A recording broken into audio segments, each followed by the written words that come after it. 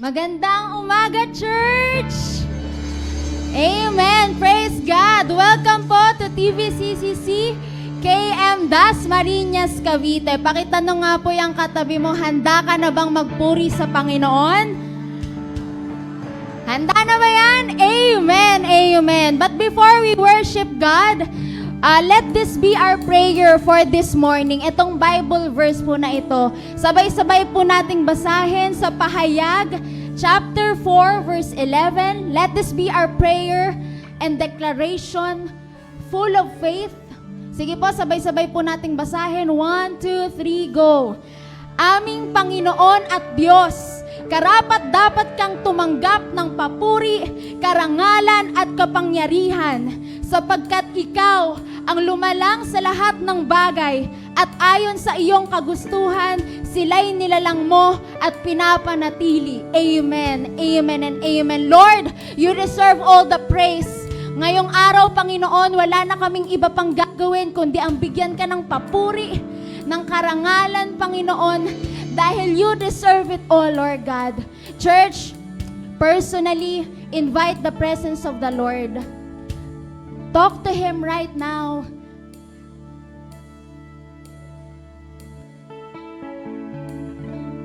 Panginoon, ninanais namin ang iyong presensya sa aming mga puso, sa aming mga isip, Lord God. Tanging ikaw lamang, Lord, ang wini-welcome namin. And we rebuke all the works of Satan in the name of Jesus. Lord, i-excite mo ang aming mga puso sa pagbibigay ng papuri sa'yo. Panginoon, give us the grace to give our best and excellence into praising and worshiping you, O God. O Jesus, alam mo kung anong nangyayari sa aming mga buhay, kung anong nangyayari sa aming mga puso. And Lord, ngayong araw, sabi nga sa iyong salita, karapat dapat kang papurihan, karapat dapat kang sambahin, dahil ikaw ay Diyos na tapat, ikaw ay Diyos na dakila. Hallelujah! Come on, church! Let's give Him the best clap offering that He deserves. Oh, Jesus! Karapat dapat kang papurihan, karapat dapat kang sambahin. Hallelujah! Hallelujah, Jesus! Hallelujah, God! Sa'yo po lahat ng papuri at pagsamba. Napakabuti mo, O Diyos! Let's worship the Lord!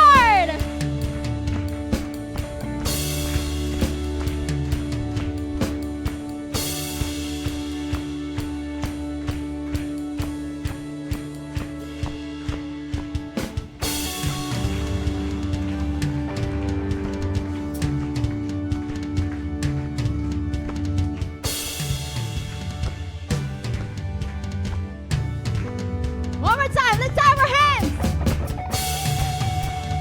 Woo!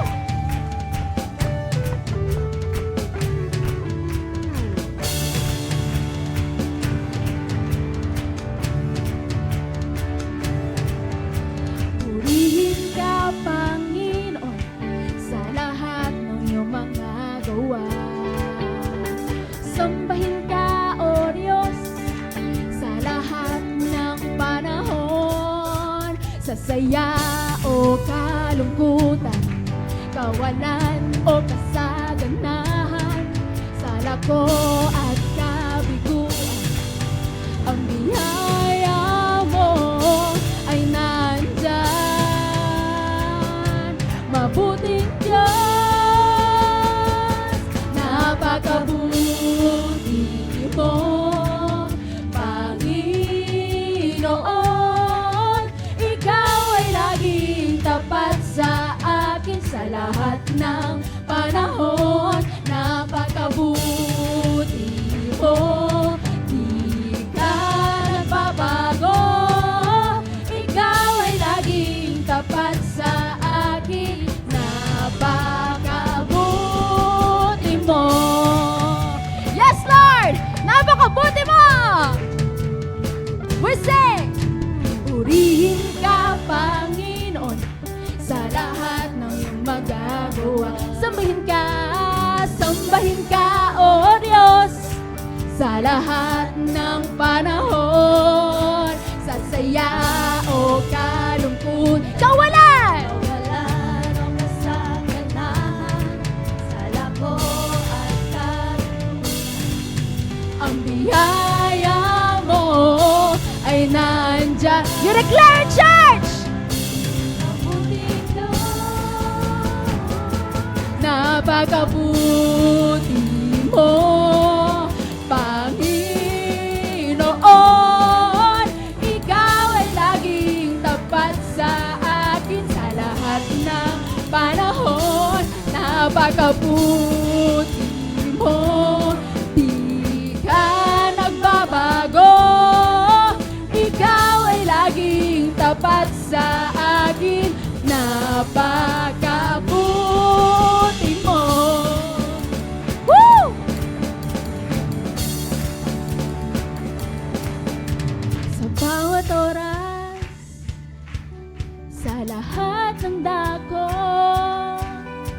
silangan, kanluran, timog, hilaga, lahat ay magsabi, mabuti ang Diyos. sa bawat oras, sa lahat ng dako, silangan, kanluran, timog, hilaga, lahat ay magsabi, Purihin ang Diyos. sa bawat oras, sa lahat ng dako, silangan, kanluran, timog, hilaga, lahat ay magsabi, Mabuti ang Diyos. sa bawat oras, sa lahat ng dako, silangan, kanluran, timog, hilaga, lahat ay magsabi, purihin ang Diyos! Woo! Purihin ang Diyos! One more time! Purihin ang Diyos!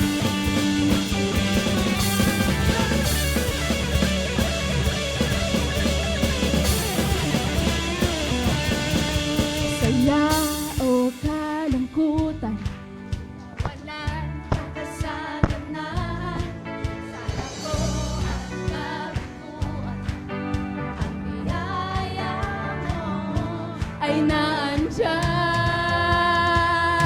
Mabuting Diyos sa saya o kalungkutan.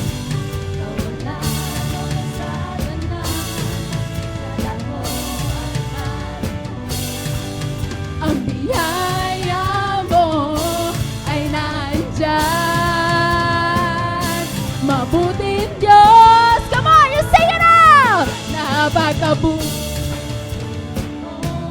Woo!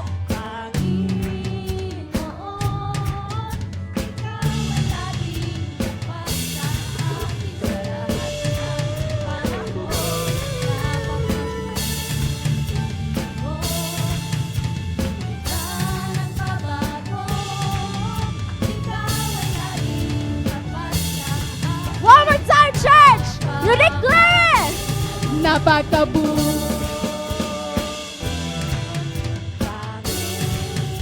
Panginoon, ikaw ay laging tapat sa akin sa lahat ng panahon. Napakabuti mo, di ka nagbabago. Ikaw ay laging tapat sa akin. Napakabuti mo, Panginoon. Ikaw ay laging tapat sa akin sa lahat ng panahon. Napakabuti mo, di ka nagbabago. Ikaw ay laging tapat sa akin. Napakabuti, napakabuti, napakabuti mo.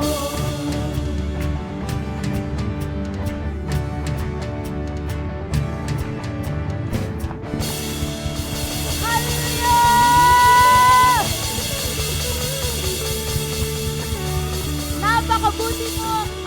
Napakabuti mo, Diyos.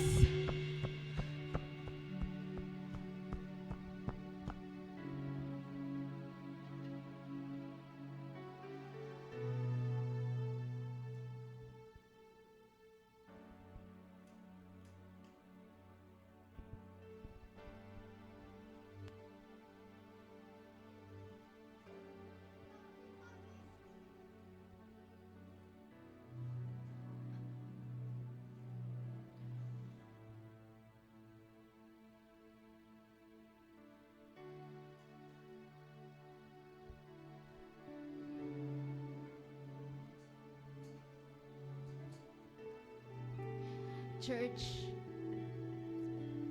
sa mga oras na ito, let God minister to you. Let Him freely move in your hearts.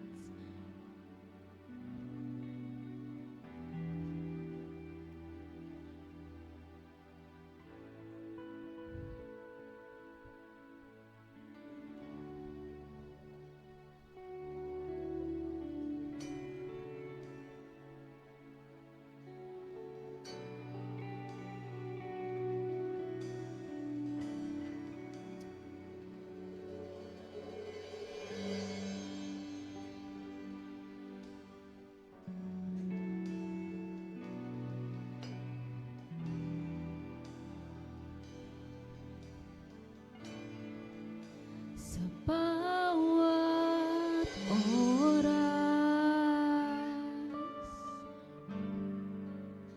na lumilipas,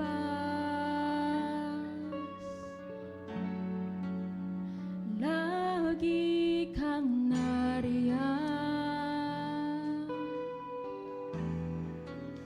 sa aking tabi.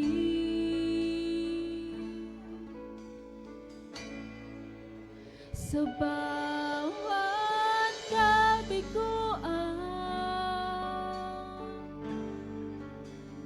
at hirap ng damdamin, hinahanap-hanap ang iyong pagmamahal.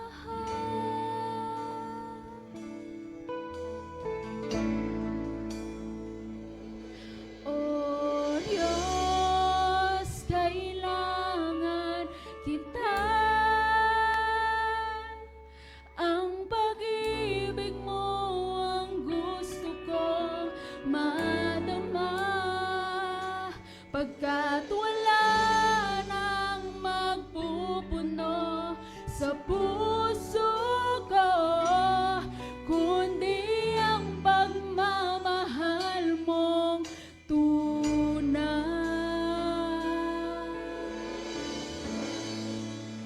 Sa bawat sandali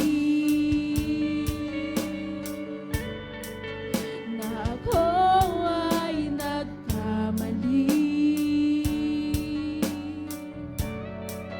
ang biyaya mo'y nanatili at laging tapat. Nais kong maramdaman ang mahigpit mong yakap, nang nangumbalik ako sa'yo, O Diyos, aking Ama. O Diyos, kailangan kita. Ang pag-ibig mo ang gusto kong madama, pagkat wala nang magpupuno sa puso ko, kundi ang pagmamahal mong tunay.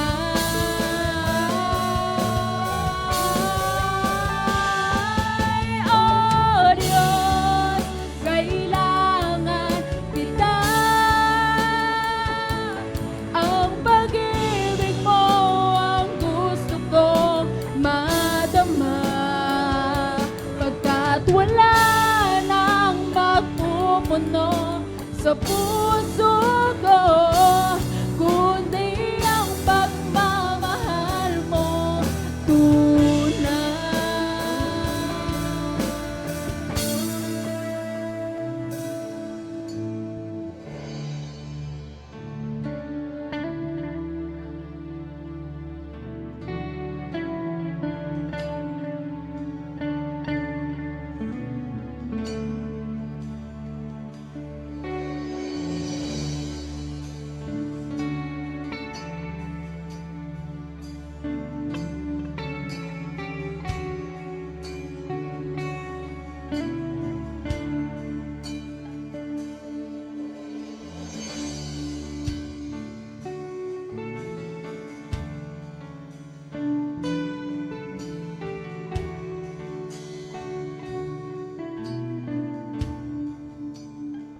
We sing. Kailangan kita sa buhay ko.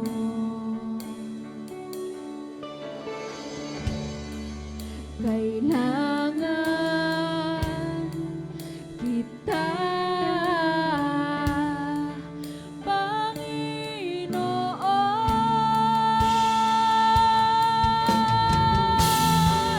Kailangan kita sa buhay ko. Kailangan kita, Panginoon.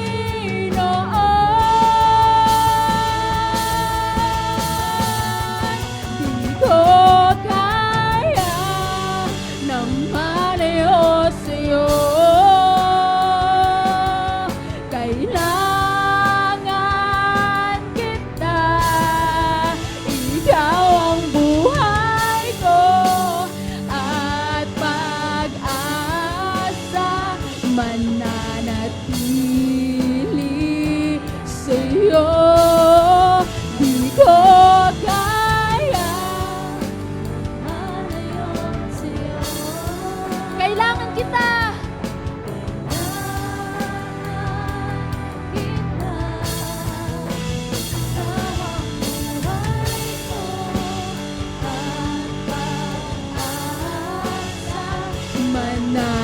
Mananatili, mananatili.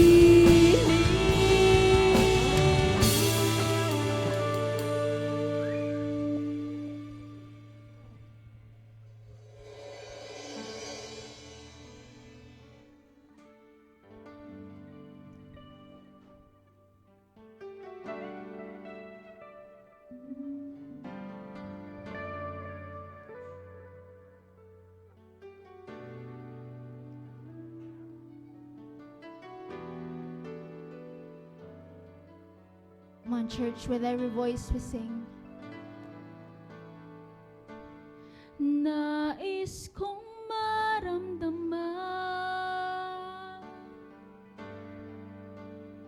ang mahigpit mong yakap. Manunumbalik ako sa'yo, O Diyos aking Ama.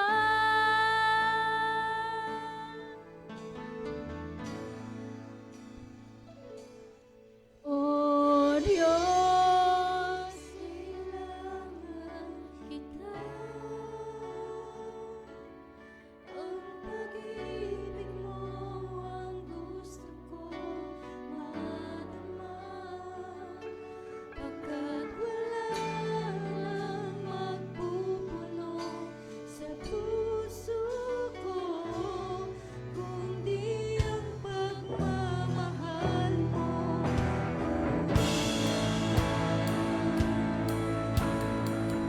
One more time you sing. O Diyos, kailangan kita. Ang pag-ibig mo ang gusto ko madama, pagkat wala nang magpupuno sa puso ko, kundi ang pagmamahal mo tunay.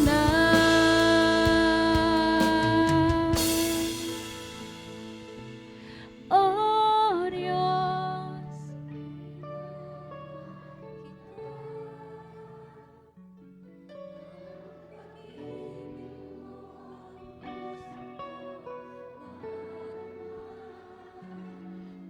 at wala nang magpupuno sa puso ko, kundi ang pagmamahal mo. Minsan pa, church, you sing it out to the Lord.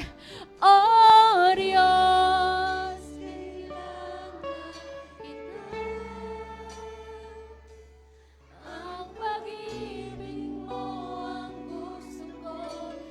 madarama, pagkat wala nang magpupuno sa puso ko, kundi ang pagmamahal mo tunay.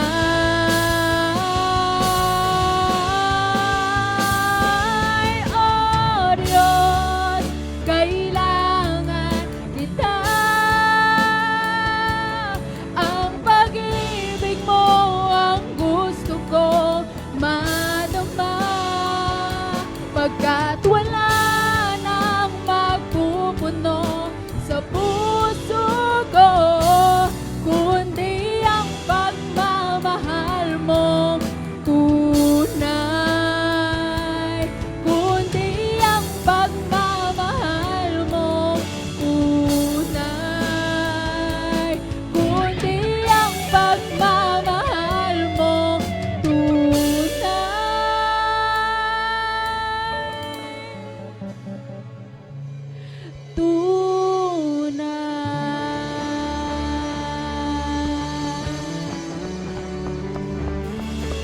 Come on, give him praise. Give him the best love offering that he deserves.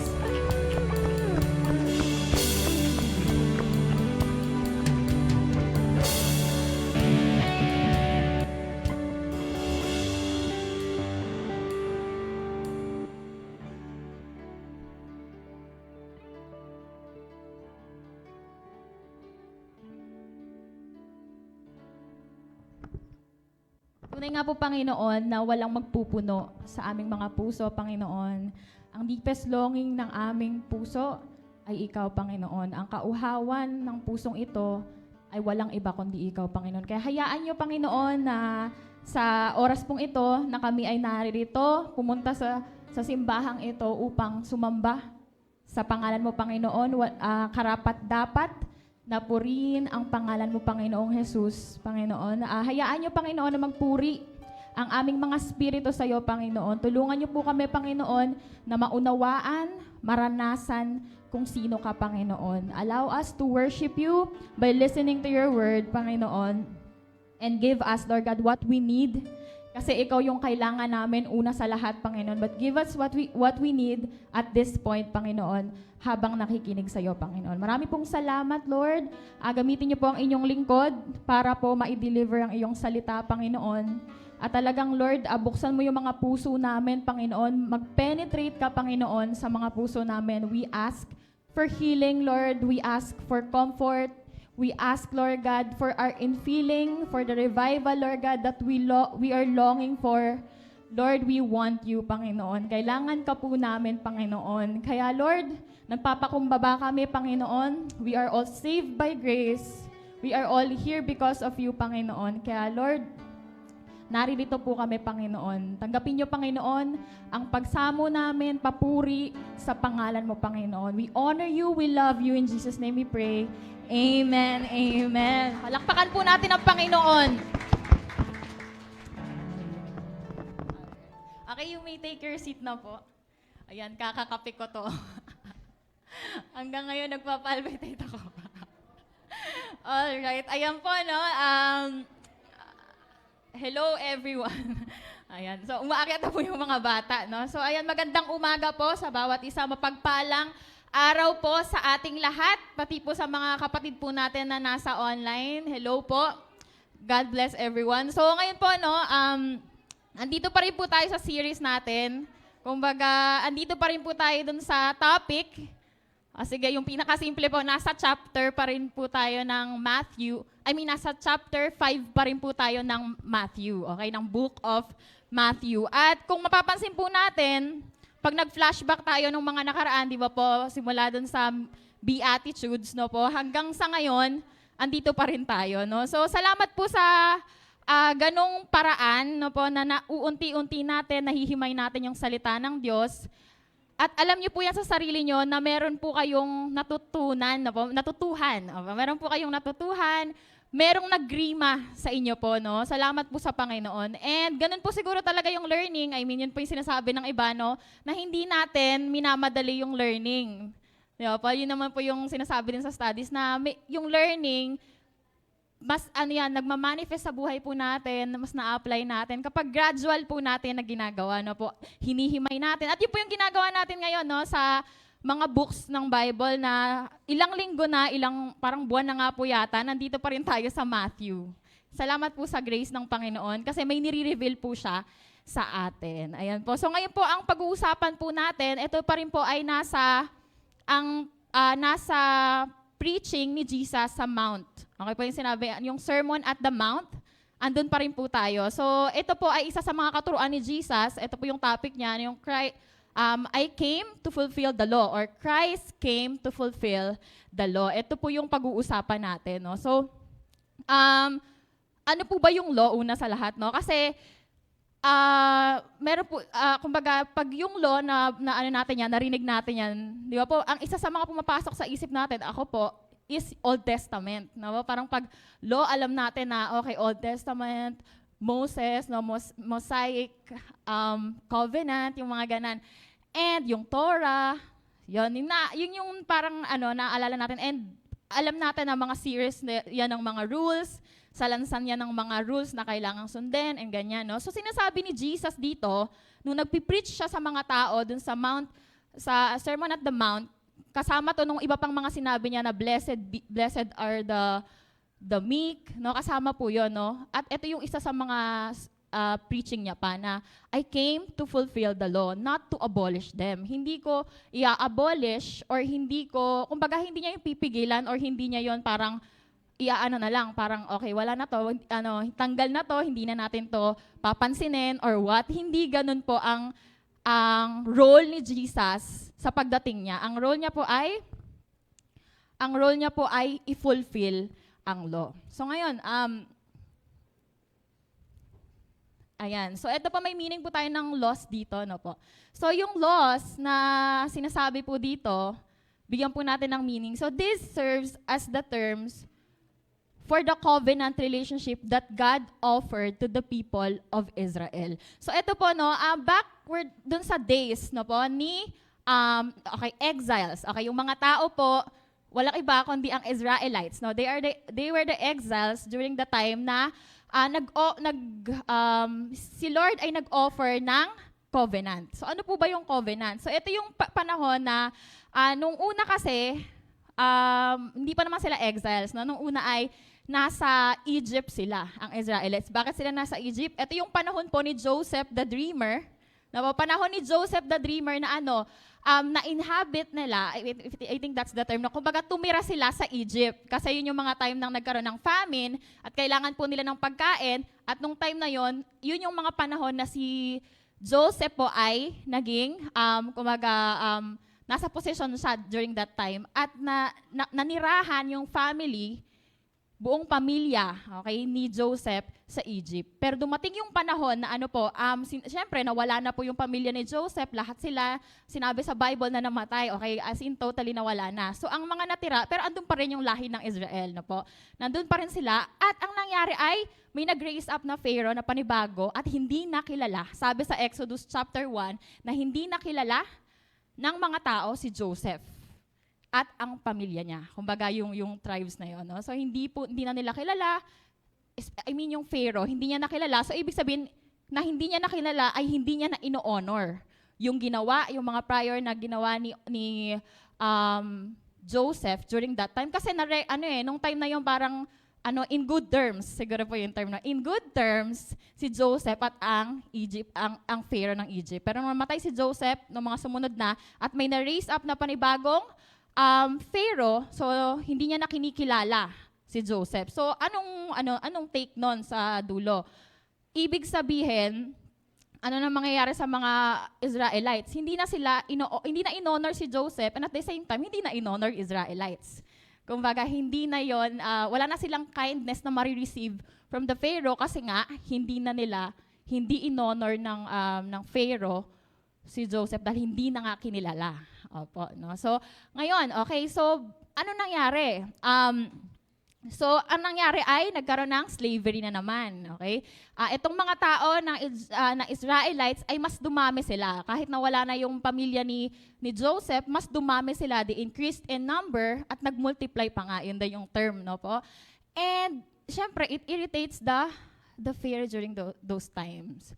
At ayun, yung pinahirapan, alam po natin yung storya na pinahirapan, no po, naging slave sila, at ganon. So, fast forward ng konti po, at eto, nag-raise up po ng someone that God will use to deliver Israel. That is Moses. So, during the time of Moses po, ito po yung time na nagkaroon ng covenant relationship na po, nagkaroon ng pag-offer ng covenant ang Panginoon na kapag dineliver ko kayo dito, ito yung gagawin nyo. So, relationship po ang inoffer ng Diyos, no po? So, parang may bride, no po? Tapos ang Panginoon, ang Diyos ang groom, no po? So, during those times, at ang terms po niya doon ay laws. Kumbaga, sa relationship na meron tayo, ito yung terms ko, yung mga batas po, yung laws. Okay po? So, sinasabi po dito, no, ang laws daw po ay good. Good, bakit? It displays the wisdom of God, no? So, pinapakita po yung wisdom, karunungan ng Panginoon, nature ng Diyos, na ano siya? He is a just God, and at the same time, He is a loving, compassionate God. Okay po? So, mabuti ang law. Okay? Ang mga batas ay mabuti. Kumbaga, ito ay para sa ikabubuti ng tao. Pero at the same time, ang batas daw po, ang laws daw po ay it exposes Israel's inability to be God's faithful partners or partner, no? So, syempre yun nga po yung covenant na inoffer ng Panginoon sa Israelites na susunod sila at mamahalin nila ang Diyos. Pero still, ang law po ay ine-expose ang alin? Ine-expose ng laws ang inability ng mga Israelites na maging tapat. Okay? So, na-expose po yun. Nasa kabila ng lahat ng mga susundin, ang daming laws na nagawa, no po. And una po doon sa laws, syempre po yung 10 Commandments. Di ba po? Yun po yung una 10 Commandments na dala-dala ni Moses during those times, no? And yun po, no, mabuti ang batas, mabuti ang laws, dahil ito ay karunungan ng Panginoon, pinapakita yung karunungan ng Panginoon at yung nature ng Diyos na siya ay just and loving God. Pero it exposes Israel's inability to be God's faithful partner. So ano pong mangyayari dyan, no? Next po.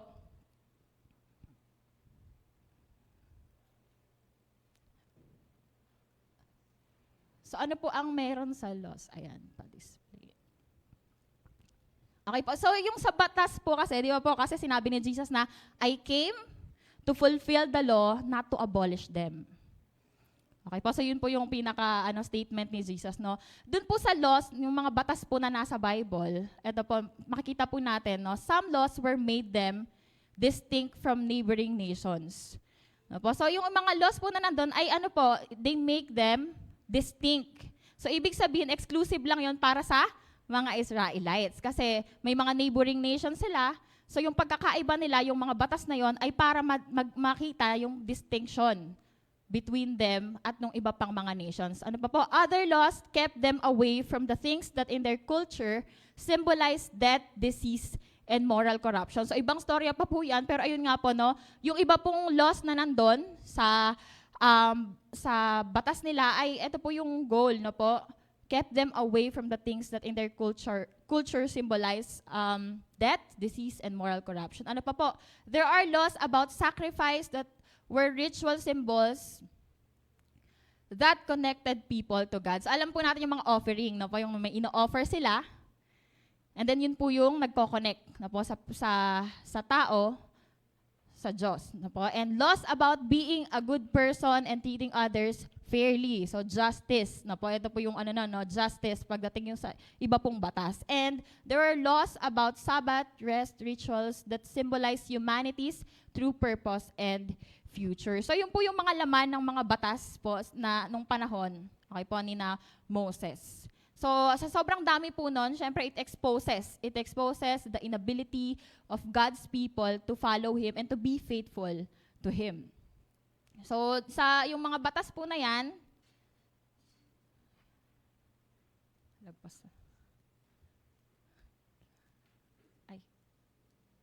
Okay, so yung mga batas po na yan, meron po tayong 613 na law sa Old Testament. So, given na meron tayong Exodus, Leviticus, Numbers, and Deuteronomy, kapag po binrowse natin yon, binasa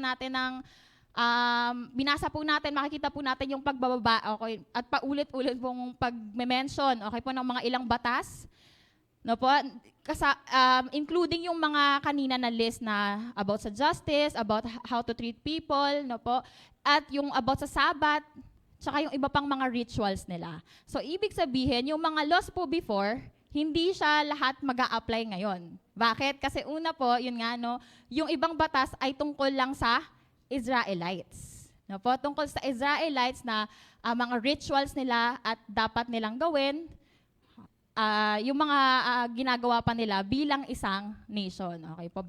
So,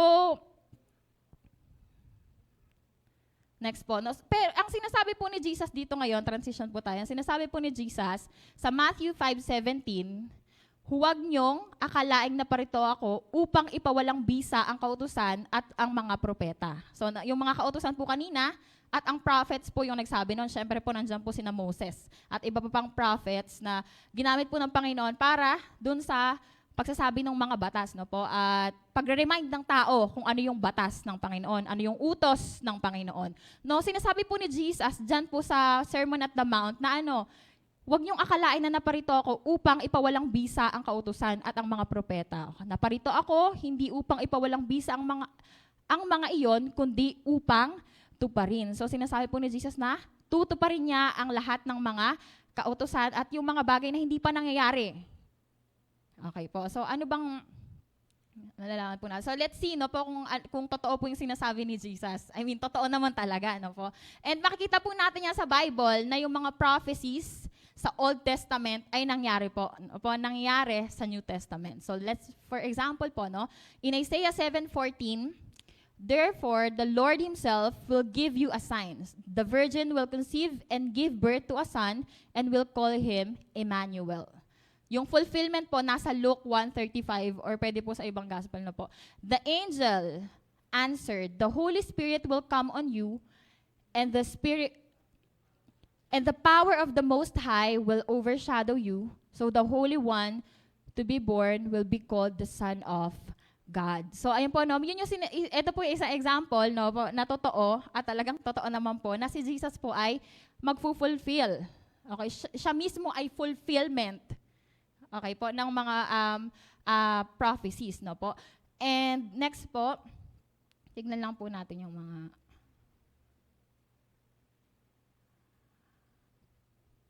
ayan.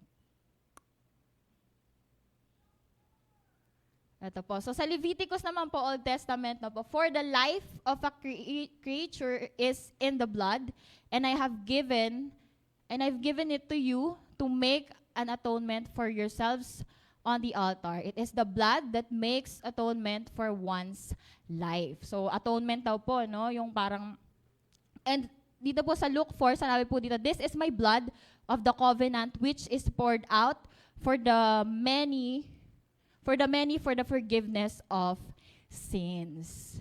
So, ayan po yung fulfillment ng mga prophecies. So, makikita po natin na si Jesus po yun. No po. So, ito po, sunod po tayo dito.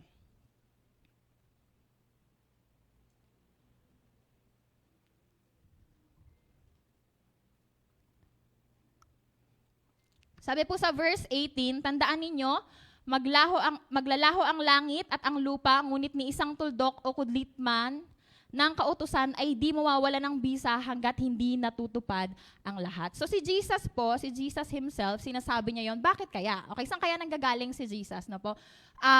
At nung time na po kasi na yun, sa Sermon at the Mount, meron po siyang mga audience. No? Hindi lang po mga taga-sunod ang audience niya, sino po rin po kaya ang mga audience niya during those times? Hindi lang po, di ba po kasi syempre yung mga sumusunod sa kanya at namamangha, naniniwala, at may, alam niyo po yun, yung parang gustong makinig ng teachings niya nandoon. Ano pa po kaya yung mga iba pang uri ng tao na nandoon? Mayroon po bang makakahula? Ay, ano pala to, no?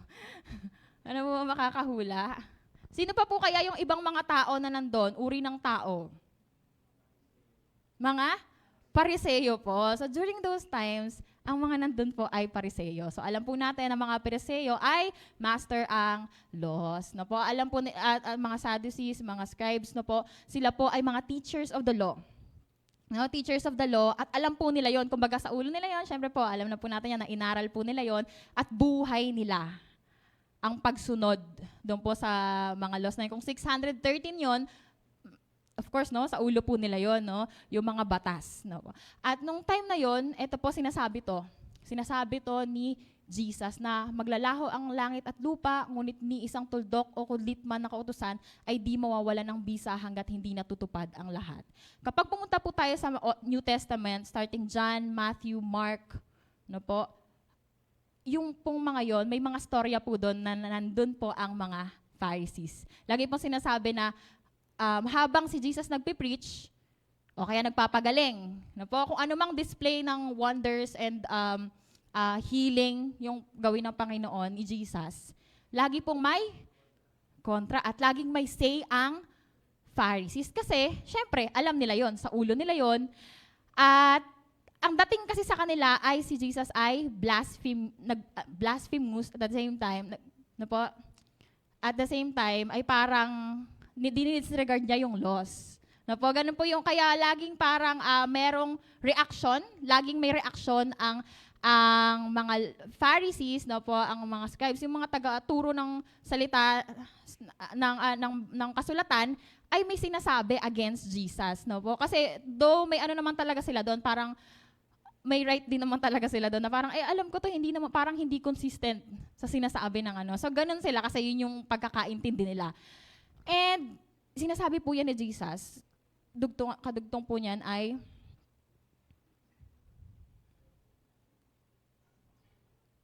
ayun po, no? Kaya't sino mang magpawalang bisa sa kaliit-liitang bahagi nito at magturo ng gayon sa mga tao ay magiging pinakamababa sa kaharian ng langit.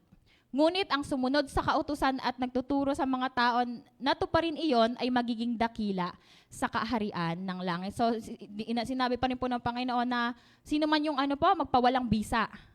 No po? Pero ang dating nito sa mga Pharisees, scribes, no po, kapag si Jesus Christ ay nagdi-display ng ng healing, no po, ng power niya, ang dating sa kanila ay parang si Jesus yung nag-abolish or si Jesus yung nagpapawalang bisa. Ganon yung dating. Kasi parang taliwas to sa sinasabi ng kasulatan. No? Mga ganon yung take ng mga Pharisees during those times.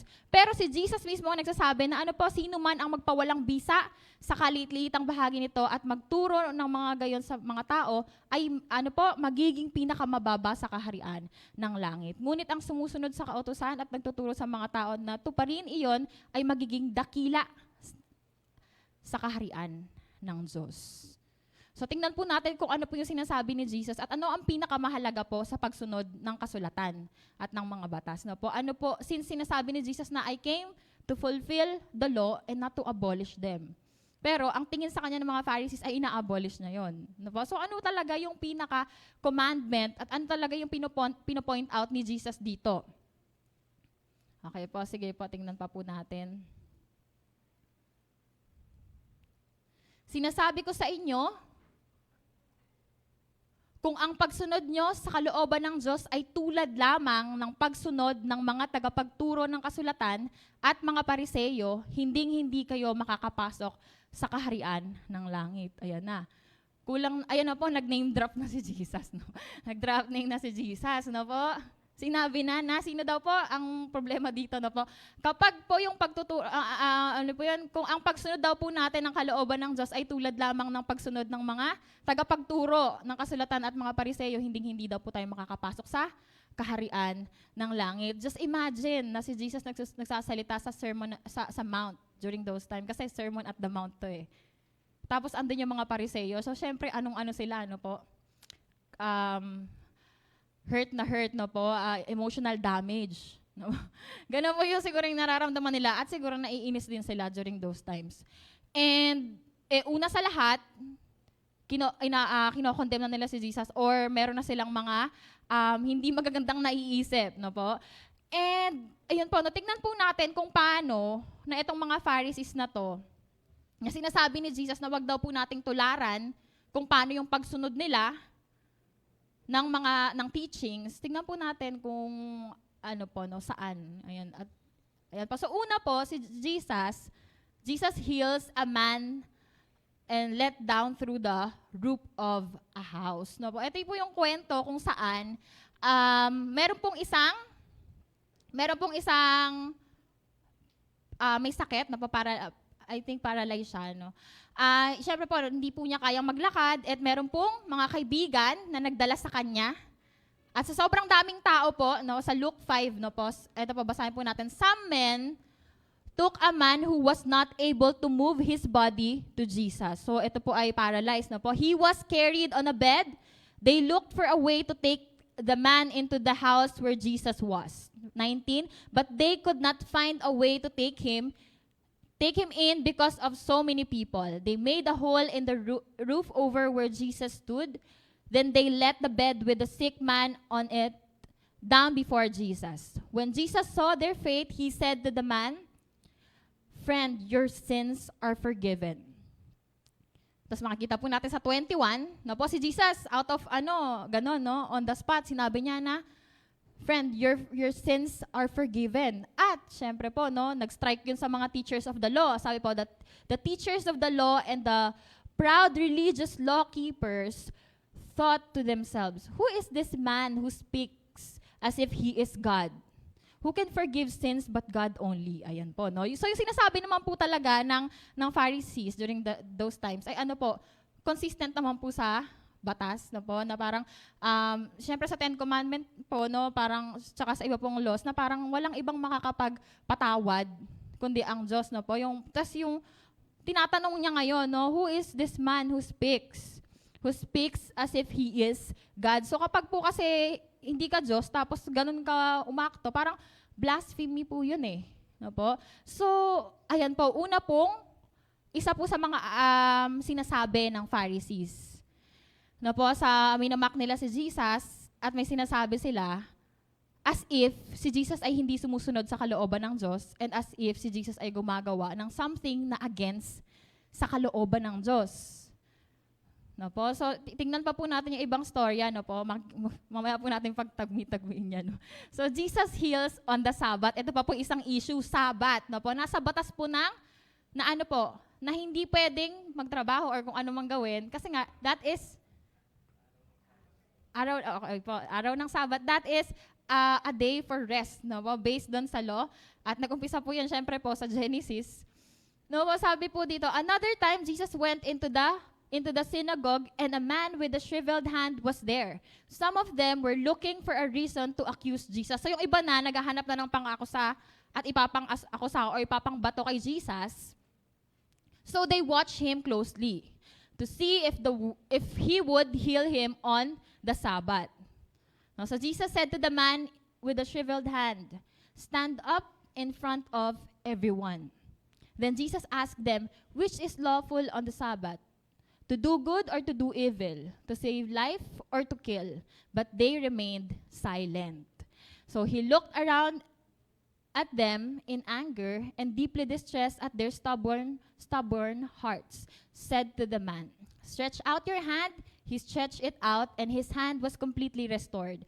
Then the Pharisees went out and began to plot with the Herodians how they might kill Jesus. No? So hindi na lang basta gigil or ines, puot na yung nararamdaman nila kay Jesus. No? Sa marami pa pong storya yan sa Mark, sa Book of Mark. Sa lahat po ng pagkakataon na si Jesus ay magtuturo, si Jesus ay magpapagaling, at kung ano pang ginagawa ni Jesus para sa mga tao, lagi pong may sinasabi at laging may planong gawin ang mga teachers of the law. Kasi feeling nila against yon sa batas. No po? Pero sinasabi ni Jesus na I came to fulfill the law and not to abolish them. So anong law ngayon yung gustong i-fulfill ni Jesus, no po? Anong law ngayon? Kasi ito, yung Sabbath, batas siya eh, no po? Kasama siya sa batas na, yun nga po, no? At sinasabi nung mga Pharisees na, tignan natin kung magpapagaling to sa araw ng Sabbath. Pero nagpagaling, no po, no? Ginawa pa rin, nagtrabaho pa rin. So sa kanila, against yun. No po, tingnan natin. Sinasabi ni Jesus, I came to fulfill the law, pero ang dating nga, at makikita po natin na bakit parang, oo nga, no? parang hindi naman fino-fulfill, but parang kinokontra. So tignan po natin kung anong minimean, anong ibig sabihin ni Jesus Christ na I'm fulfilling the law and not abolishing them. Isa pa po. Jesus eats with Matthew the tax collector. With Matthew the tax collector po yan. No? So Luke 5 naman po. No? After this, Jesus went out and saw a man who gathered taxes. His name was Levi. His name was Levi or Matthew. Levi was sitting at his work. Jesus said to him, "Follow me." Levi got up, left everything, and followed Jesus. So Levi made a big supper for Jesus in his house. Many men who gathered taxes and other people sat down with them. Ayan na naman po, the teachers of the law and the proud religious law keepers talked against the followers of Jesus. They said, "Why do you eat and drink with men who gathered taxes and with sinners?" Jesus said to them, "People who are well do not need a doctor. Only those who are sick need a doctor." So I have not come to call good people.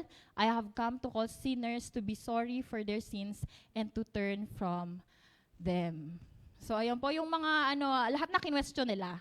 Lahat po ng galaw, kilos na po, kumbaga minamanmanan at the same time, hinahanapan po nila ng butas si Jesus. Sa unang bato nila, tama naman yung sinasabi nila, pero kapag sinasabihan nila ni Jesus na po, may sinasabi na si Jesus, tama din si Jesus. Di ba po? So, ito po, lagi pong sa paningin ng mga Pharisees ay sumusunod sila. Totoo naman po, sinusunod nila yung laws, sinusunod nila yung batas. Pero si Jesus, may ginagawa rin siya para sa mga tao na po. At yun ay kalooban ng Ama. Ito po, isa pa po to, a woman caught in adultery. No? So Jesus returned to the Mount of Olives, but early the next morning, he was back again at the temple. So a crowd soon gathered, and he sat down and taught them. As he was speaking, the teachers of religious law and the Pharisees brought a woman who had been caught in the act of adultery. So they put her in front of the crowd. So ito na naman, iniisip nila, makakaisa na sila kay Jesus, na ito na, okay, sige, ayan, baka expose na natin si Jesus sa kanyang, yung ibang plano niya or anumang gagawin niya. So, "Teacher," they said to Jesus, "this woman was caught in the act of adultery. The law of Moses says," ayan na, nag-quote na. Okay, "the law of Moses says to stone her. So what do you say?" Ano ngayon sasabihin mo, Jesus? Kasi sinabi sa batas ni Moses na stone to death tong mga ganito eh. Ay, kumbaga babatuhin. At yun po, pag nakita po natin sa Deuteronomy, na ganun nga po, binabato po yung mga ganyan. Pati po yung prodigal son, kapag yun nga po, umalis, at umalis sa pamilya, pag prodigal son, pagbalik po, babatuhin eh. Ganun po yung rule or law sa Deuteronomy nakasulat. And si Jesus po, ano daw sasabihin mo ngayon? Anong gagawin mo ngayon? Sabi po sa verse 6, they were trying to trap him into saying something they could use against him. But Jesus stooped down. Jesus stooped down and wrote in the dust with his finger. They kept demanding an answer, so he stood up again and said, "All right, but let the one who has never sinned throw the first stone." Ano daw po? Sige, yung may pagkakamali dito, walang kasalanan dito, mauna ng bumato. Ano po nangyari sumunod? Then he stooped down again and wrote in the dust. So when the accusers heard this, they slipped away one by one, beginning with the oldest until only Jesus was left in the middle of the crowd with the woman. Then Jesus stood up again and said to the woman, Where are your accusers? Didn't even one of them condemn you?" Ano po sabi? "No, Lord," she said. And Jesus said, "Neither do I. Go and sin no more." No po? So, yun po, lagi po na si Jesus, ano pong common sa apat pong storya at kahit sa iba pa po, grace po, okay na po? Grace ang nirelease ni Jesus sa mga tao, no po? At yung Pharisees, no po, again sila, alam nila yung batas, totoo naman po, kapag binasa mo sa Old Testament, naandoon.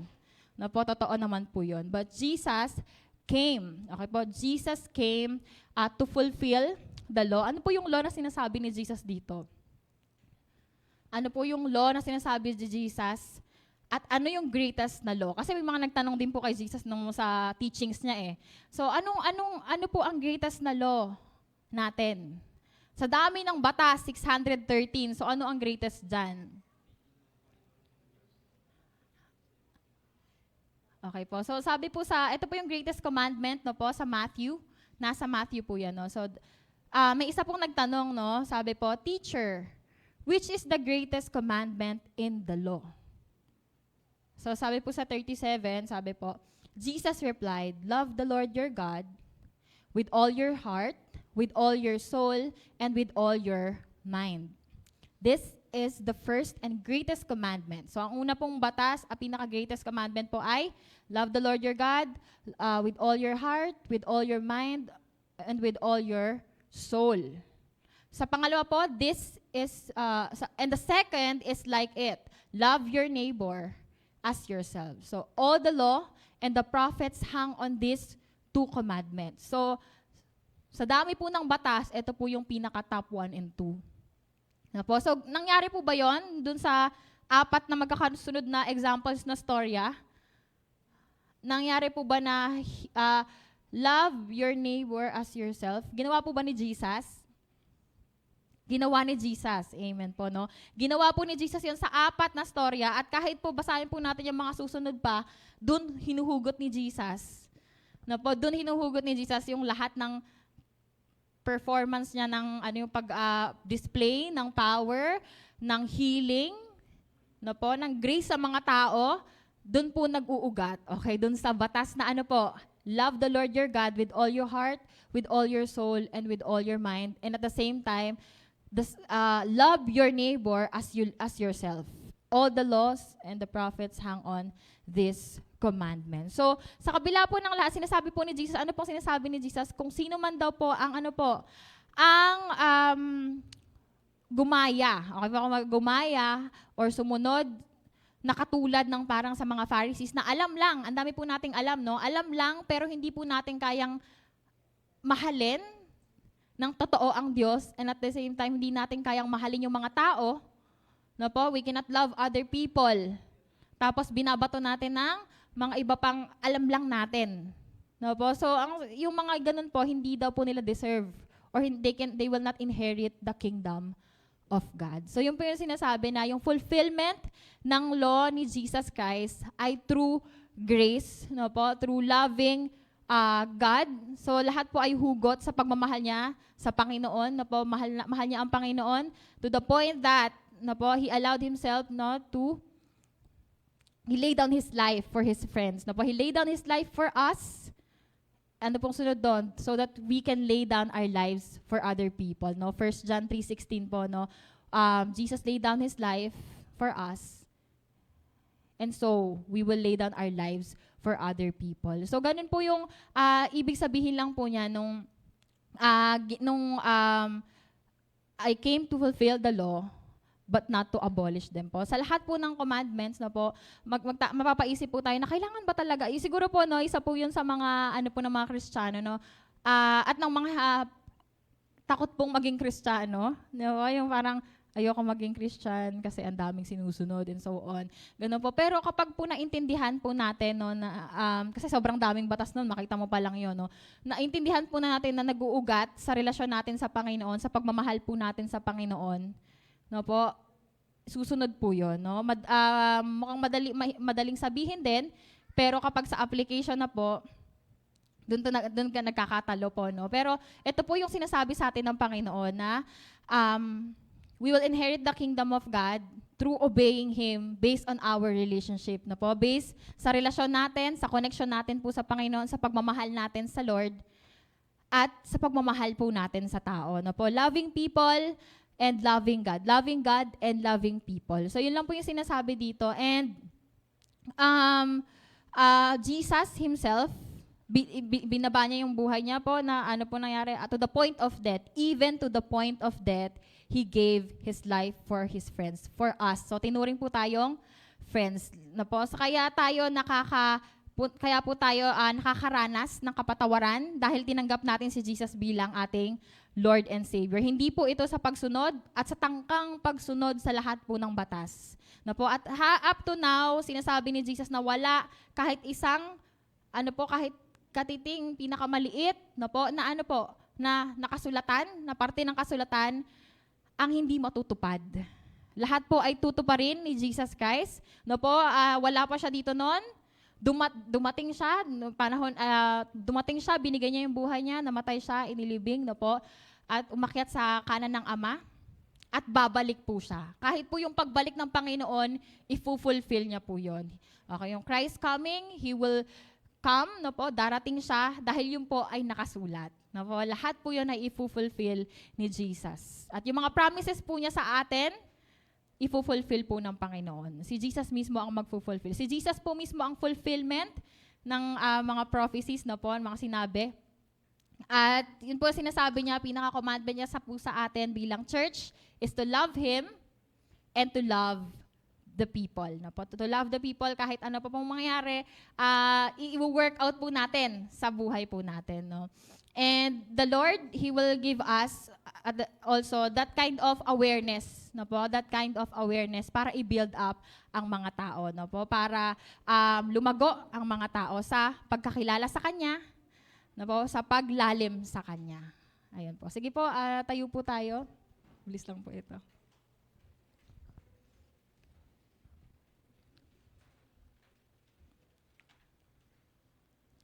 Okay, so kausapin po natin yung Panginoon, sabi po sa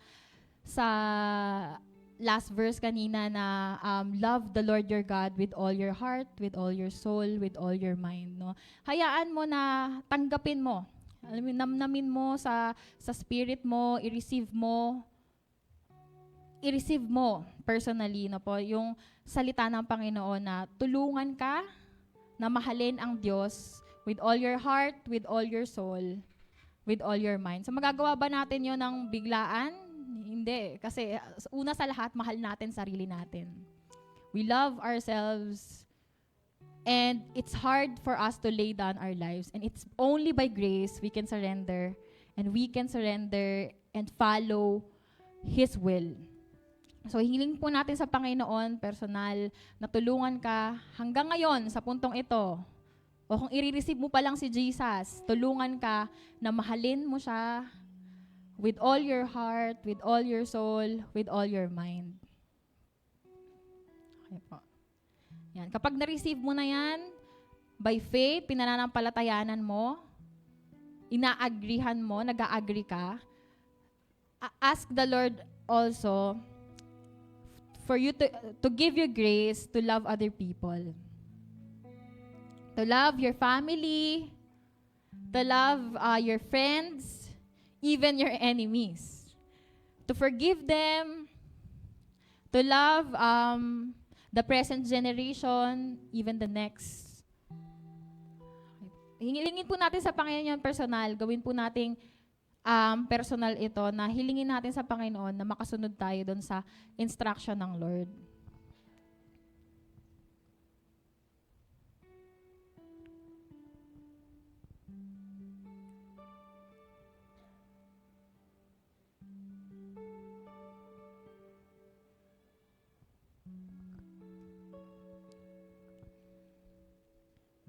Let us pray po. Lord, marami pong salamat, Panginoon. Dahil tapat ka, Panginoon. Katulad ng iyong salita, sinabi mo na ang mananatili lamang, mawala ang lahat, maglalaho ang lahat, ngunit ang mananatili ay ikaw at ang iyong salita, Panginoon. Salamat, Lord. At yan po yung tinatayuan namin, maging ang biyaya mo, Panginoon. Yan yung ground namin na tinatayuan namin. Salamat po, Panginoon.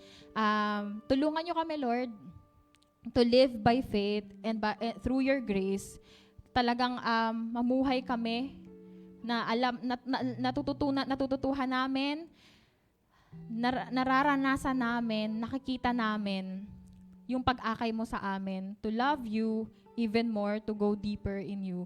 Lord, tulungan niyo po kami na kauhawan ka namin. Tulungan niyo kami na sa araw-araw, magkaroon kami ng awareness na ang pinaka-longing ng spirit namin ay ikaw. Na kahit ano pang mga bagay ang magkaroon kami, dumating na mga blessings sa amin, ano pa ang mga bagay na subukang pumuno sa amin, babalik at babalik kami sa katotohanan na merong space na ikaw lang, Panginoon, yung makakapuno sa amin, Panginoon. At ikaw lang talaga dyan, Panginoon. Kaya Lord, samahan niyo po kami, Panginoon, sa buhay na ito, na mahalin ka pa. Nang sa ganun, Lord, hindi namin pinipilit na mahalin yung mga tao, hindi kami nagpapanggap or hindi kami parang requirement lang na mahalin yung mga tao. Pero Lord, dahil sa ginawa mo sa krus, dahil sa pag-lay down mo ng buhay mo, dahil una na minahal mo kami, magmamahal din po kami ng mga tao, Panginoon. Kaya i-bless mo po ang church na ito, ang mga tao, ang bawat isa sa amin, Panginoon. Gabayan niyo po kami, Panginoon, sa iba't ibang roles na meron kami. Tulungan niyo kami to build out people, to bring out the best in other people, to believe in them, and to have a care na walang hinihinging kapalit. At yun po ay nanggagaling sa biyaya mo, Panginoon, sa pag-ibig mo sa amin, Panginoon. Samahan niyo po kami, pagpalain, Panginoon. Yung mga salita mo, Panginoon, magrima po ito sa amin, Lord, na sa panahon na kami ay nanahimik sa presensya mo, Panginoon, nagkakaroon ito ng kalinawan, ng kalaliman sa mga spirit namin, Panginoon. Marami pong salamat, Lord. Binibigay po namin lahat ng papuri, pagtanghal sa pangalan mo, Panginoong Jesus. We worship you, Lord. We honor you. This all we pray in Jesus' name. Amen. Palakpakan po natin ang Panginoon. Thank you po.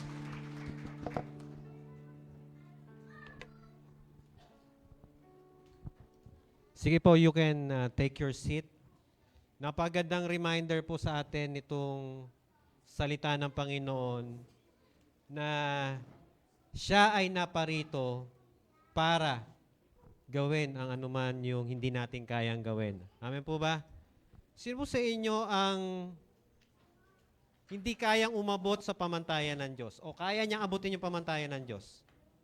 Lahat po tayo, in short, nag-fall po tayo dun sa glory ng Panginoon. Ibig sabihin, kabyos ang ating mga effort, ang ating ginagawa.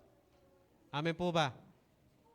Kaya kung meron man tayong kayang gawin, ito yung dapat tayong sumampalataya sa Diyos sa kanyang ginawa doon sa cross. No? Lahat po tayo ay nagkasala, lahat po tayo ay may ginawang kasalanan sa Panginoon. At maraming salamat po dahil meron tayong Diyos na maawain at maibigin. Amen po ba mga kapatid? Kung meron tayong pagkakasala sa Panginoon, palagay ninyo, ang Diyos ba meron siyang pamantayan o panuntunan para mapatawad tayo sa ating kasalanan? Meron. At yan ay in-establish ng Panginoon. Ano lang kailangan natin gawin? Sumampalataya at maniwala kay Jesus. Amen po ba mga kapatid? Can you imagine this mga kapatid? Tingnan nyo to. Kung ang tao pwedeng mapatawad sa kanyang kasalanan sa pamagitan ng kanyang kabutihan, literal, i-count mo. Kanina kino-compute ko eh. Kung meron kang 7 kasalanan every day, tapos times 365, alam nyo, nung kinompute ko to, parang malayo talaga yung pananaw ng mundo na bayaran mo yung kasalanan mo sa pamagitan ng mabubuti mong gawa eh. No? Never, hindi pwede at kailanman hindi mangyayari na mabayaran mo yung kasalanan mo kasi hindi pala almost, 200,000 no? 178,000 na kasalanan na magagawa mo in 70 years. Kasi sabi ng Panginoon, ang buhay ng tao pwedeng 60 o pagpalain ka ni Lord, may 10 years ka. Pero 178,000 na kasalanan na magagawa mo at sabihin natin meron kang 5 mabubuting nagawang sa kapwa mo, meron pa rin siyang difference na parang 60,000. So, paghaharap ka sa Diyos, meron kang bit-bit na kasalanan na 60,000. Pansinin niyo ito mga kapatid. Kaya kailangan ng tao sumampalataya kay Jesus. Kasi si Jesus, finulfill niya ang law. At sa lahat ng sasampalataya kay Jesus, lahat ng pagkakasala mo ay mababayaran daw. So, sino ang may kasalanan? Lahat tayo. Sino ang di mabuti? Lahat tayo. Sino ang may kailangan kay Jesus? Lahat tayo. Amen po ba? So, ang gospel ni Jesus Christ ay akmang-akma sa makasalanang tao. Sino po ang makasalanan? So, akmang-akma ang gospel ni Jesus Christ. Ang cross ni Jesus Christ ay para sa makasalanan. Sino po ang makasalanan? Sino po ang hindi gumawa ng kabutihan? Tayong lahat. So, ibig sabihin mga kapatid, kailangan mo talaga si Jesus. Amen po ba? Kailangan mo ang Panginoong Jesus. Kaya nandito ka ngayong araw para kilalanin siya bilang iyong tagapagligtas. Amen po ba? Saglit po tayong manalangin. Ito po ang panahon na kung saan ang Diyos ipinapaunawa sa iyo na tinupad ko ang batas para sa iyo at para ikaw ay maligtas. Anong kailangan mong gawin? Sumampalataya ng buong puso. At kung gusto mong magkaroon ng kaligtasan, ang iyong spirito at kaluluwa, maligtas ka at pumunta ka ng langit, kailangan mong buong-buong tanggapin ang Panginoong Jesus. Sabayan mo ko sa panalangin na ito, kung gusto mong tanggapin ang pagmamahal ng Panginoon, ang kapatawaran ng Panginoon, at kung gusto mong tanggapin ang kaligtasan na galing sa ating Panginoon. Sabayan mo ako ng tapat sa puso mo. Lumalapit po ako, Ama, at nagpapakumbaba. Ako ay humihingi ng kapatawaran sa lahat ng aking mga kasalanan na gawa. Linisin po ako ng iyong banal na dugo at tinatanggap ko po ikaw, Panginoong Hesus, sa aking buhay. Maghari ka. Ako ay sumasampalataya sa iyo ng buong buo. Baguhin mo, Panginoon, ang direksyon ng aking buhay. Baguhin mo ang aking pananaw, ang pag-uugali. At inaanyayahan ko po ang banal na Espiritu na maghari sa akin. Maraming salamat po, Ama, sa kaligtasan, sa kapatawaran, at sa buhay na walang hanggan. Ito po ay aking tinatanggap na may pananampalataya.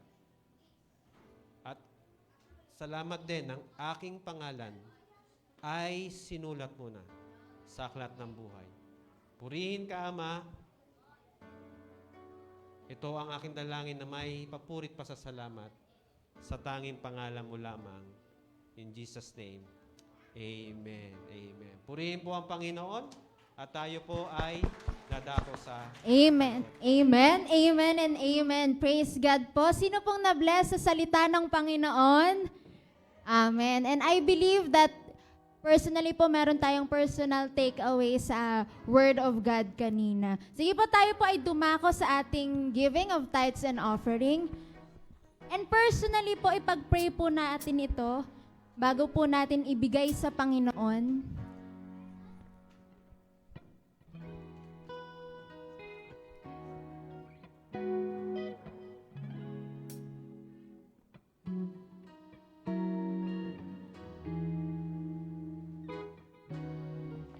Lord God, ang aming tithes and offering ay para sa iyo lamang, O Diyos.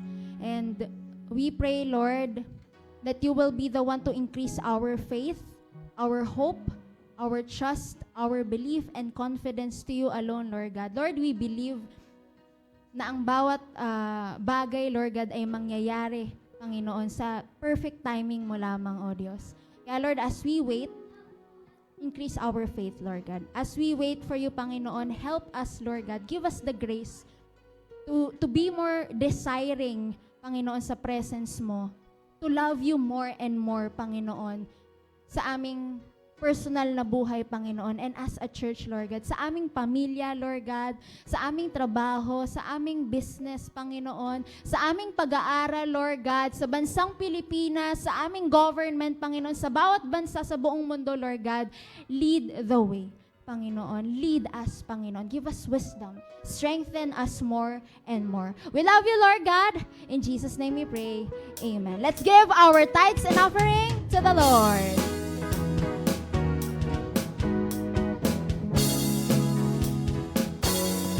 Let's sing.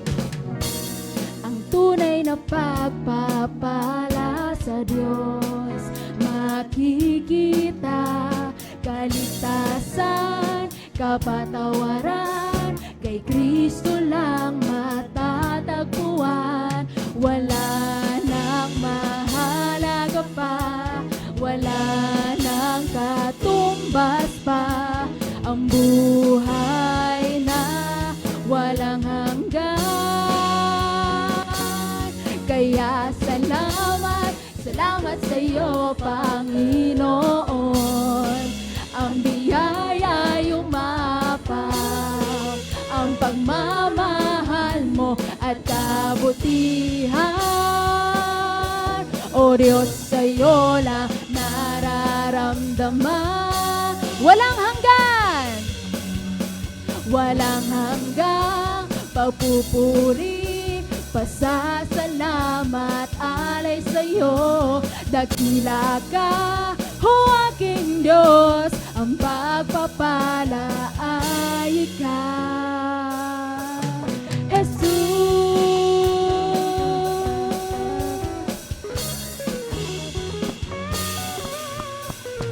Amen. Amen.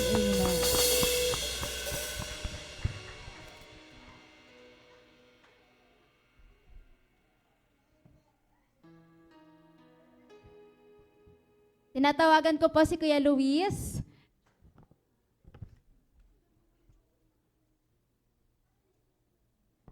Okay. Good morning po sa ating lahat. Gutom na po ba kayo? Oh, ako din eh.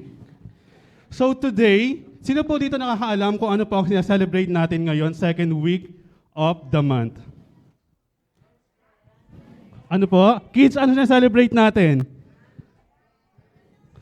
Pagod na yung mga bata. Okay? Kasi simula kayong umaga po sila nagpa-practice ng performance nila today.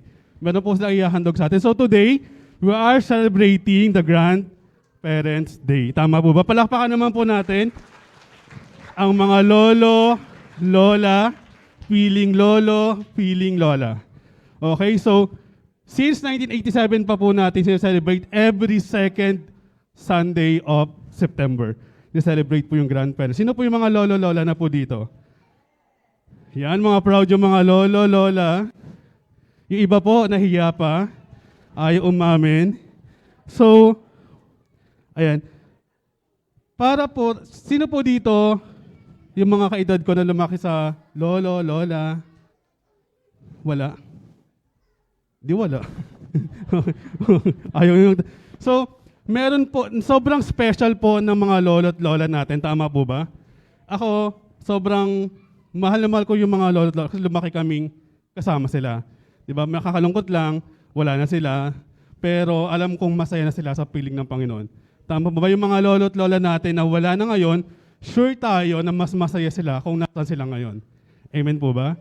And habang nabubuhay pa po ang ating mga lolo at lola, I'm encouraging you na talagang i-appreciate sila, iparamdam sa kanila yung pagmamahal. Tama po? Kasi mahalaga sa buhay natin. So today, we will celebrate, we will appreciate, and honor our grandparents. So, ngayon po yung ating kids, yung kids ministries, may hinanda po silang performance para po sa ating mga lolo at lola. So yung mga teachers po, i-gather sila dito. Kids, nawala na po yung mga teacher, umuwi na po. Medyo nagkakaroon lang po ng ano sa taas kasi nalock po yung kids room, naiwan yung props sa taas. Binubuksan na po nila yung pinto. Sige, kids.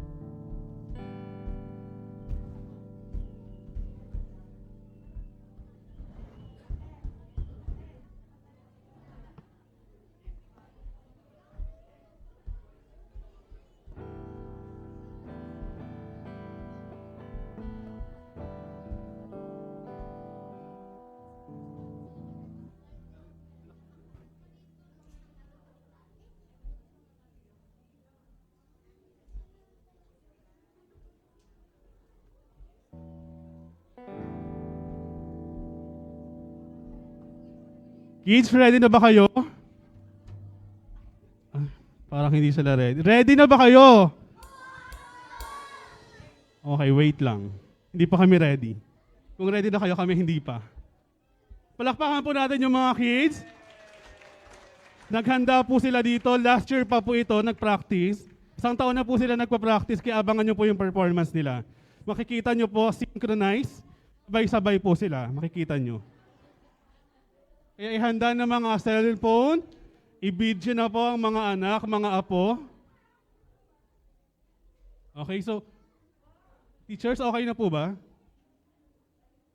Pwede na po tayo mag-technical. Okay na po yung music po.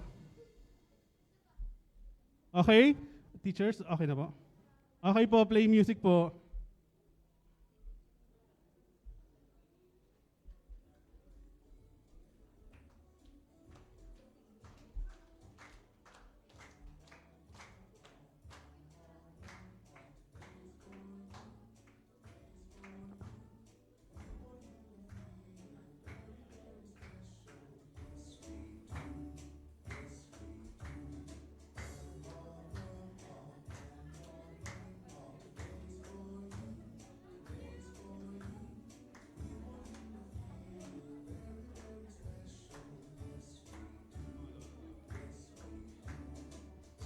Di ba po, ang saya ng mga bata?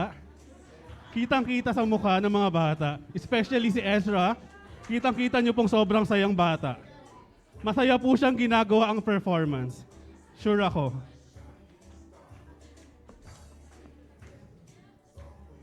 Ezra, dito yung harap po.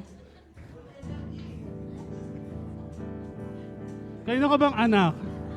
Ba't parang masama ang loob mo dyan? Kausapin ko parent mo ah.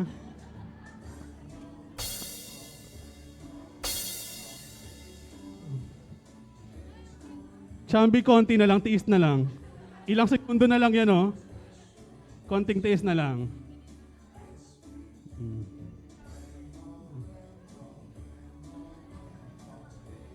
Palakpakan naman po natin yung mga bata. Sabi ni Chambi, ano oras pa matatapos to?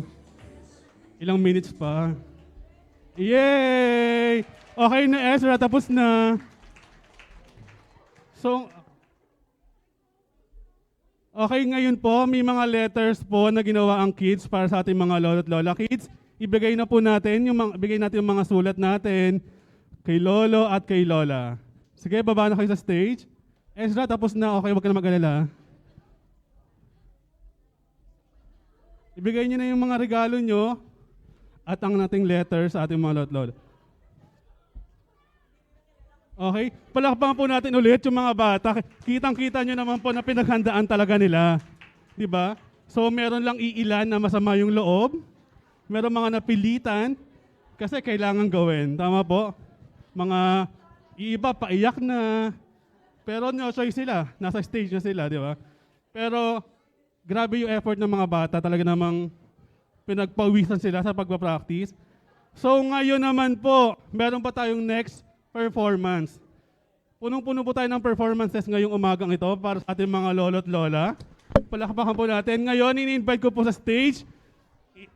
Meron po tayong bagong generation ng ating praise and worship team. Palakpakan naman po natin sila.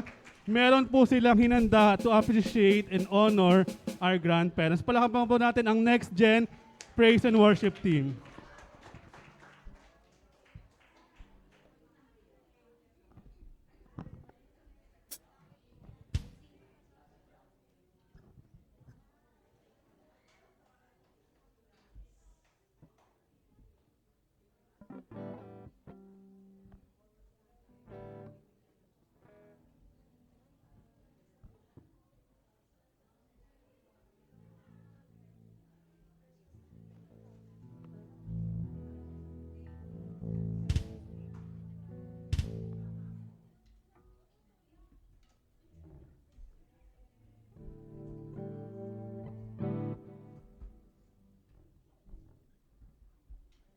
Isang magpalang umaga po sa lahat. Ako po si Jelzy, ang kakanta po ngayong araw.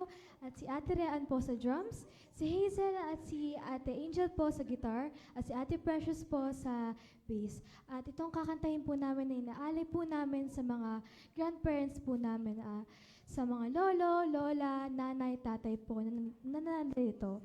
At pati na rin po sa mga wala rito in honor of those who's already in heaven po.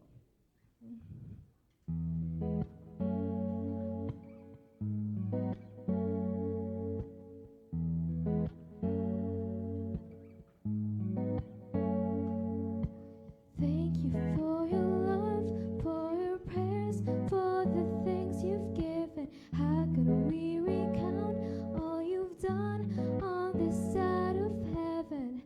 We're grateful that we want to say thank you for all the things you say and do.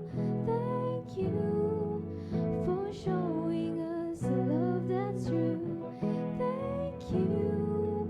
This simple song is not enough. Thank you for loving us.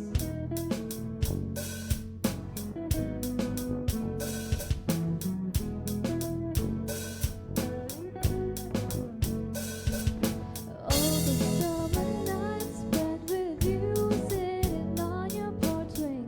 I can still hear your voice and the songs that you sing. Sweet memories that won't fade away. Thank you for all the things you say and do. Thank you for showing us a love that's true. Thank you. This simple song is not enough. Thank you for loving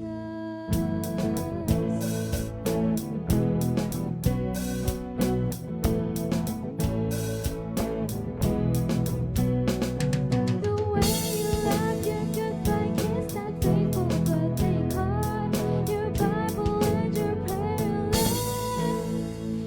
Is that who you are? Thank you for all the things you say and do. Thank you for showing us a love that's true. Thank you. This simple song is not enough. Thank you for loving us. Thank you for all the things you say and do. Thank you for showing us a love that's true. Thank you. This simple song is not enough. Thank you for loving us.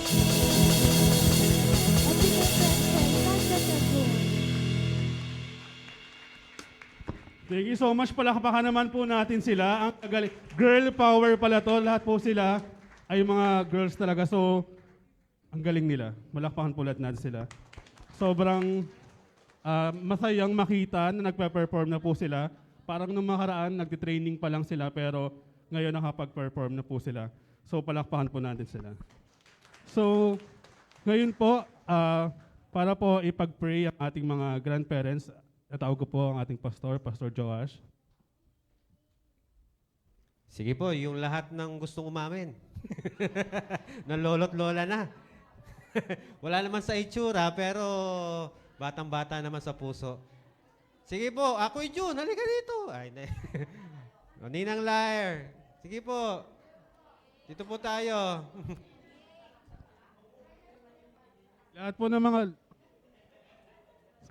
Yan. Mahalaga po na pinagpipray namin kayo. Okay, sige po, dito po tayo sa stage. Maganda po naman na... Yan. Okay po, okay po. Si Tito Nasi, parang di naman lolo to eh. Okay. Si Kuya Chris, parang bumabata eh. Yan, okay. Salamat sa Panginoon at meron tayong mga ganitong mga nanay, tatay, lolo't lola na kung saan eh nagiging katuwang ng pamilya. Napakahalaga po ng presensya nyo sa pamilya. Tama po ba? Dahil ang pagmamahal, alam nyo po, ang lolo't lola, matindi pagmamahal nito sa mga apo at sa mga anak. Kaya medyo parang pagpasensyahan nyo na po ang mga anak ninyo at apo na hindi na ibabalik yung pagmamahal na yon. Kasi balang araw din naman, ang Diyos yung magbabalik nun sa inyo. Amen po ba? Kaya ang support, love, and care ng mga grandparents, ang Diyos po magsusukli nun. Salamat po sa pagmamahal ninyo. Manalangin po tayo. Salamat po, Ama, sa iyo na napakakumpleto ng pamilya kapag naandyan ang mga lolo't lola na nagmamahal, nagkikare ng totoo. Salamat, Lord, sa concern nila. Bagamat sila, Panginoon, ay umiidad at nakakaramdam ng mga samot-saring sakit sa katawan o anumang Panginoon. Salamat, Lord, dahil hindi namamatay ang kanilang pagmamahal sa pamilya. Bagkus, Lord, nagkukos, Lord, ang kanilang love and concern para mabuklod ang family. Salamat, Lord, sa pangangalaga nila sa mga anak. At higit, Lord, pagmamahal sa mga apo. Salamat, Panginoon, sa mga effort nila. Salamat, Panginoon, dahil kung wala sila, Panginoon, ang pamilya, Lord, ay kulang. Ang samahan, Panginoon, ay tumitindi kapag naandyan, Lord, ang mga lolo't lola. Nababalanse ang family. Nagkakaroon talaga ng matibay na samahan kapag may lolo't lola. Kaya, Lord, ikaw po ang patuloy na gumabay, magpuno, Panginoon, ng anumang kailangan nila, pisikal na pangangailangan, kalakasan ng pangatawan. At ikaw din, Lord, yung magpuno ng pagmamahal na minsan, Lord, hindi kayang maibigay ng mga anak at mga apo. Ikaw, Panginoon, ang magbibigay talaga ng pagmamahal at mapupunuan, Panginoon, ng kanilang kakulangan sa pagmamahal dahil naandyan ka. Salamat din, Panginoon. Pagpalain mo sila kung anuman, Panginoon, ang kanilang mga plano pa, mga gagawin pa, Lord, meron pa silang magagawa. Meron pa sila, Panginoon, kayang gawin. At alam ko, Panginoon, sa edad nila, bagamat nandun yung kahinaan, karamdaman, pero meron silang Diyos na kayang gumawa ng mga imposibleng bagay. Ikaw po, Panginoon, na mag-sustain sa kanila spiritually. Maging matatag sila, lumago, at patuloy na mag-mature, Panginoon, sa pagkakilala sa iyo. Salamat, Panginoon. Salamat talaga, Panginoon, dahil meron kaming mga lolo't lola na umaagapay sa mga anak at tumutulong para train, Panginoon, magabayan ng mga apo. At salamat din, Panginoon, dahil meron silang pagkakilala sa iyo. Salamat dahil ang pamilya nila, Lord, ay bubuuhin mo dahil ikaw po, Panginoon, ang sentro ng ito, Panginoon. Salamat po, Ama, sa iyo. Purihin ka, pagpalain mo sila, ilayo sila sa anumang aksidente, ilayo sila sa anumang kapahamakan, ilayo sila sa anumang karamdaman, at patuloy na magtatagumpay sila, at ang legacy, Panginoon, na kanilang binubuo ay magpapatuloy. Ang pananampalataya kay Jesus, ang malalakaran ng mga anak, ang malalakaran ng apo, at ang kaligtasan, Lord, ay igagawad mo, Panginoon, sa buong sambahayan nila. at maliligtas, Panginoon, ang kanilang anak. Maliligtas ang kanilang mga apo. Maliligtas, Panginoon, ang henerasyon dahil merong mga lolo't lola na tumatayo, Panginoon, at nananampalataya sa Panginoong Hesus. Salamat po, Ama, sa iyo. Purihin ka, ma-enjoy nila, Panginoong, oras at time na ito, Panginoon, kasama ang pamilya. Lahat ng ito ay amin dinadalangin at tinataas sa iyo sa tanging pangalan ng Panginoong Hesus. Amen, amen. Palakpakan po natin ang Palakpakan Panginoon po sa natin buhay. ang ating mga lolo at lola. Salamat po sa inyo. Thank you so much po. Palakpakan po natin ulit ang ating mga lolo at lola. Sige po.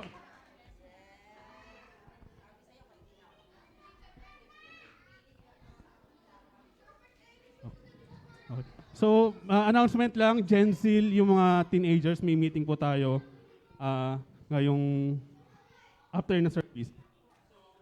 Hello? Hello. Before we end, i-acknowledge lang po natin yung presence na ating bisita, si Pastor Pablo at si Pastora Pides from Zimbabwe pa po yung mga yan.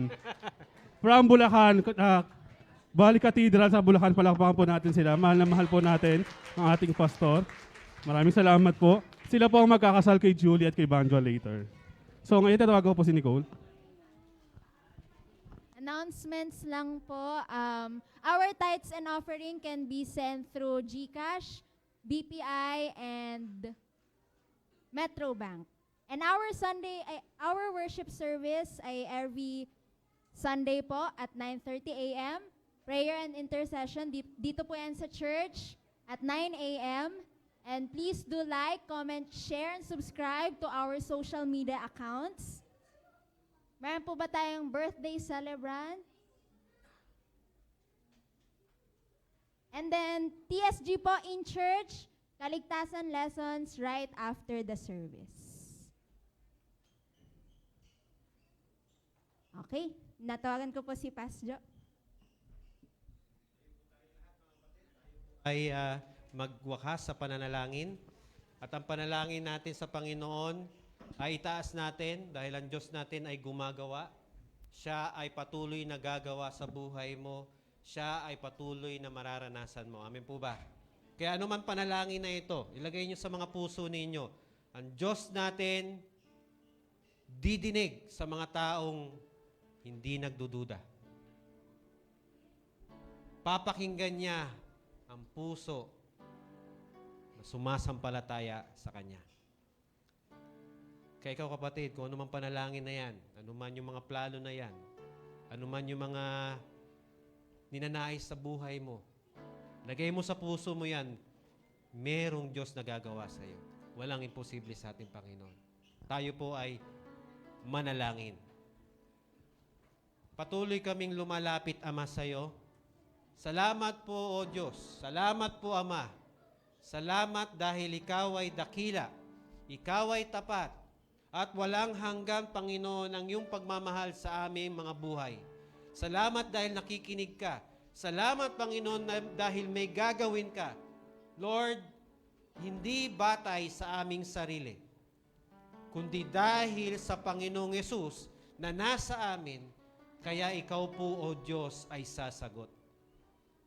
Salamat po, Ama, sa iyo. Nilalapit po namin ang aming mga buhay. Lord, tinataas po namin kung meron man kaming may nararamdaman sa aming pangatawan. Hinihiling po namin, Panginoon, ang kagalingan ng bawat karamdaman namin. Tinataas po namin ang bawat isa na humihiling ngayon ng kagalingan. At kung meron man, Panginoong, malalang sakit, Lord, wala pong imposible sa iyo. Kaya mong pagalingin kahit na anumang sakit yan. Dahil, Lord, ang patay nga binubuhay mo, ano pa kaya itong mga karamdaman na ito? Kaya ang kapatid ko na nananampalataya ngayon, na siya ay pagagalingin mo, Panginoon, tugunin mo ito ayon, Lord, sa iyong pag-ibig at ayon, Panginoon, sa pananampalataya niya sa iyo. Salamat, Lord. Ma-restore ang health, gumaling, Panginoon, ng karamdaman at mabigay ang mataas na papuri, Panginoon, sa iyong pangalan. Salamat po, Ama, sa kagalingan.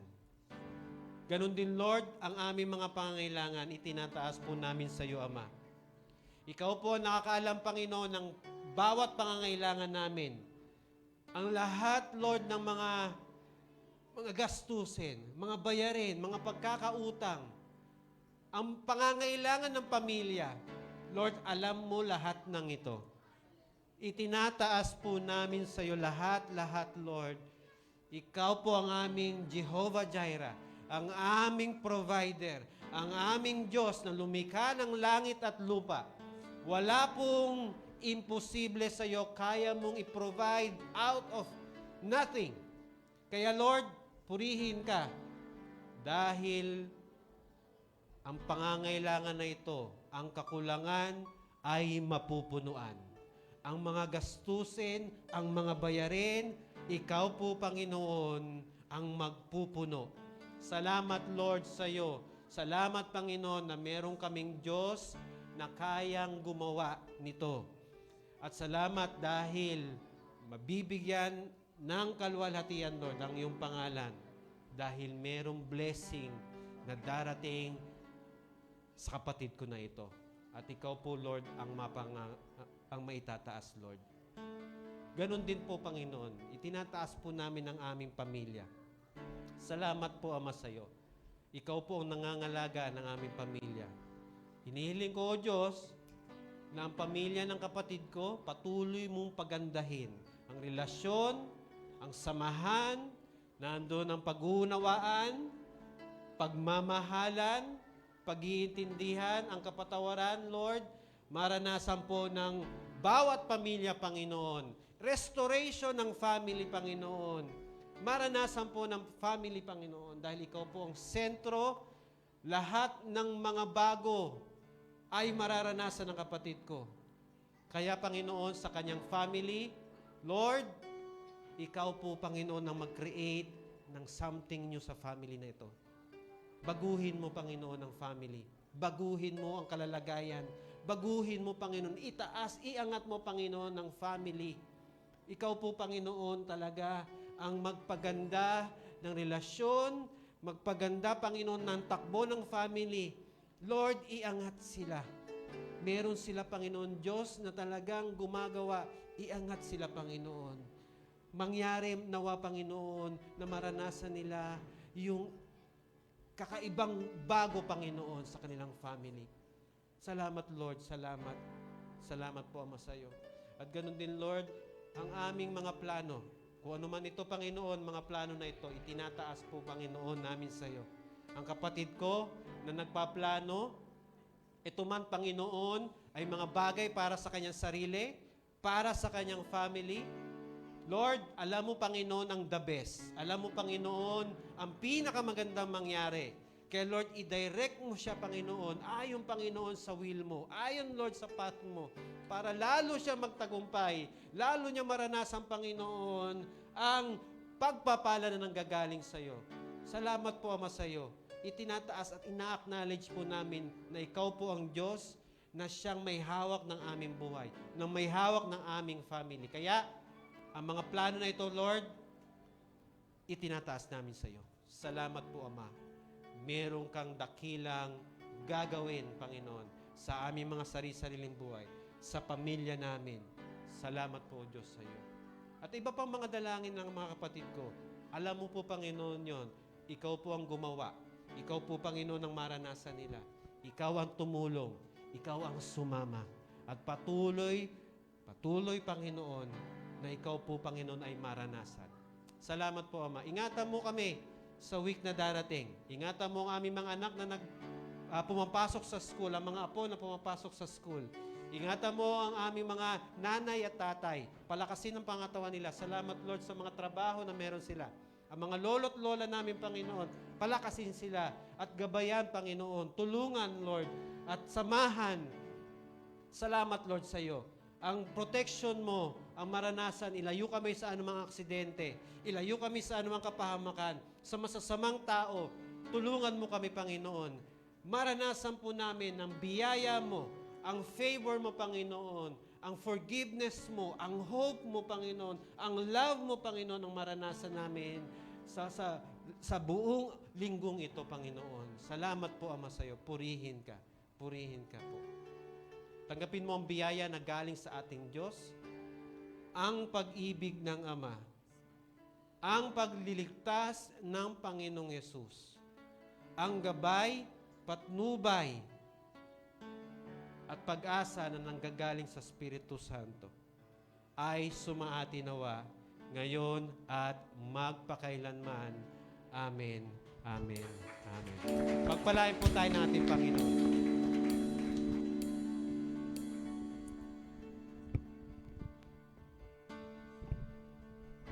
Sige po, bago po tayo maghiwa-hiwalay, announcement po from Kitchen Ministry. Meron po silang fundraising available today, adobong manok. Look for Ate Jacqueline Dumasig. Sa Ate Jack, ayun.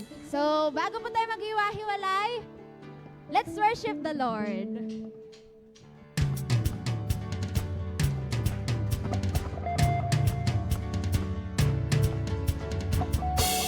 Yes, Lord! Napakabuti mo!